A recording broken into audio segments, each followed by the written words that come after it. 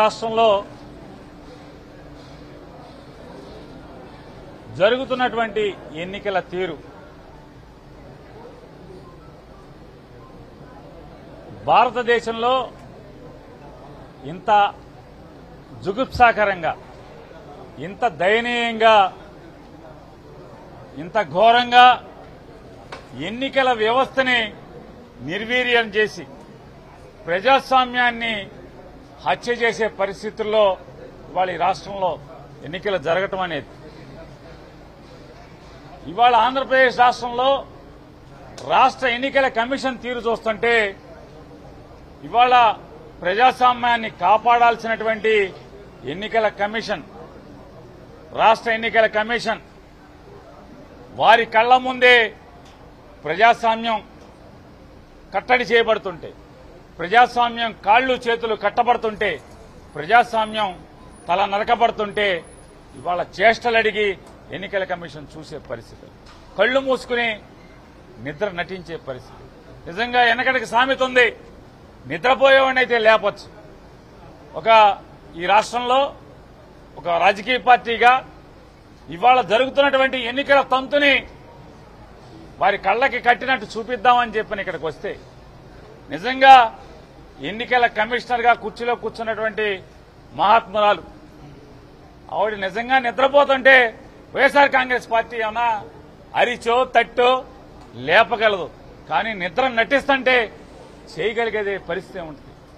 నిజంగా ఇవాళ ఇక్కడ కూర్చున్నటువంటి ఎన్నికల విభాగంలో, రాష్ట్ర ఎన్నికల కమిషన్లో కూర్చున్నటువంటి ఈ ఉద్యోగస్తులు, ఈ అధికారులు, ప్రత్యేక కమిషనర్ గాని మీరు వేరే సీట్లో కూర్చున్నప్పుడు మీరు తప్పులు చేస్తే లేదా మీరు పాపాలు చేస్తే మీరు కళ్లు మూసుకు కూర్చుంటే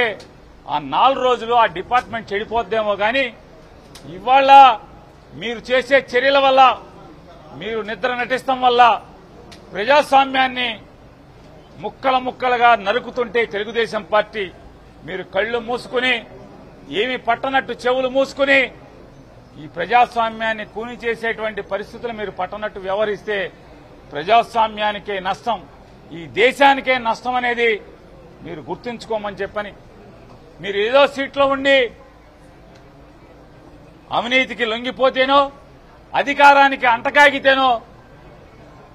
జరిగేటువంటి నష్టం కంటే ప్రజాస్వామ్యాన్ని కాపాడాల్సినటువంటి ఈ కుర్చీలో కూర్చొని ఈ రకమైన తంతు మీరు చేస్తుంటే, కంచే చేను మేసే చందాన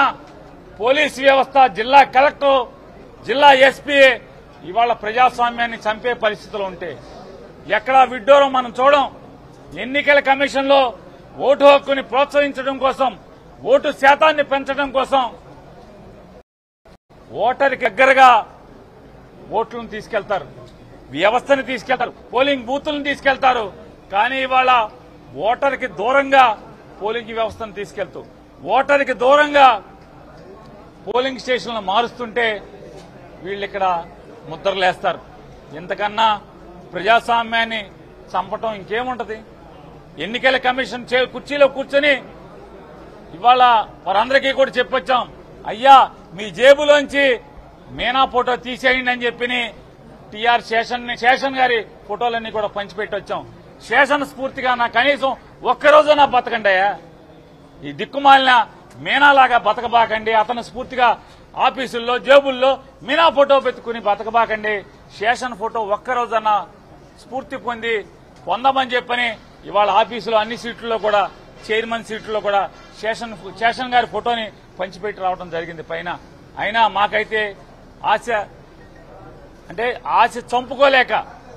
ఎక్కడో ఏదో ఒక రోజు వీళ్ళు చదువుకున్నారు కదా, ఐఏఎస్లు ఐపీఎస్లు చదువుకున్నారు కదా, ఏదో ఒక్క గంటన్నా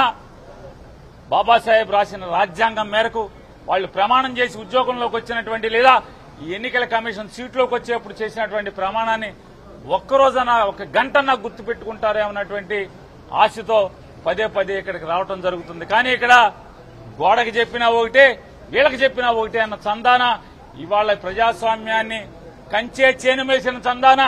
ఎన్నికల కమిషన్, రాష్ట్ర ఎన్నికల కమిషన్, జిల్లా రెవెన్యూ యంత్రాంగం, జిల్లా కలెక్టర్, జిల్లా ఎస్పీ అందరూ కలిసి పులివెందులలో ఆఫ్టర్ ఆల్ ఒక జెడ్పీటీసీ కోసం చంద్రబాబు కాళ్ల దగ్గర ఈ ప్రజాస్వామ్యాన్ని కూనీ చేసి శవాన్ని వాళ్ళ కాళ్ళ దగ్గర పడేసే పరిస్థితుల్లో ఇవాళ వ్యవహరిస్తున్నారని ఖండిస్తున్నాం వైఎస్ఆర్ కాంగ్రెస్ పార్టీగా. ఈరోజు పులివెందుల జెడ్పీటీసీ బై ఎలక్షన్